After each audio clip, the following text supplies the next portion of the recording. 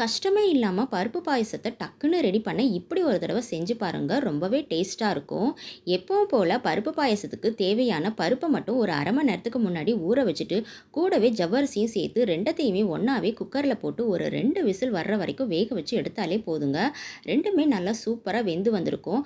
பருப்பு நல்லா குழைய வெந்திருக்கும். அதே மாதிரி ஜவ்வரிசியும் அழகாக முத்து முத்தாக வெந்திருக்குங்க. இந்த மாதிரி வேக வைக்கிறதுனால நமக்கு டக்குன்னு ரெடி ஆகிடும். தனித்தனியாக வேக வைக்காமல் நீங்கள் ஒன்றாவே குக்கரில் போட்டு வேக வைக்கிறதுனால நமக்கு நேரமும் வேலையும் மிச்சமாக இருக்குங்க. இப்போ நம்ம எப்பவும் போல் வேறொரு பாத்திரத்துக்கு மாற்றிட்டு வீட்டில் இருக்கக்கூடிய சாதாரண பேக்கெட் பால் ஊற்றி செய்யலாங்க. இதுக்காக தேங்காய் பால் கஷ்டப்பட்டு எடுத்துக்கிட்டு வெல்லம்லாம் எடுத்து போட்டுட்டு செய்யணுன்ற அவசியம் இல்லை.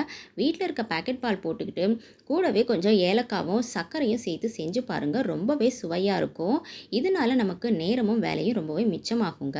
டக்குன்னு ஒரு பாயசம் சாப்பிடணும்னு ஆசைப்படுறவங்களுக்கு இதை நிமிஷத்தில் செஞ்சு கொடுத்துடலாங்க. எப்பவும் போல் கொஞ்சம் பருப்பை, அதாவது முந்திரி பருப்பை நெய்யில் வறுத்து இதோட சேர்த்து விட்டுருங்க. அவ்வளோதாங்க, சூப்பரான ஒரு பாயாசம் ரெடி ஆயிடுச்சு.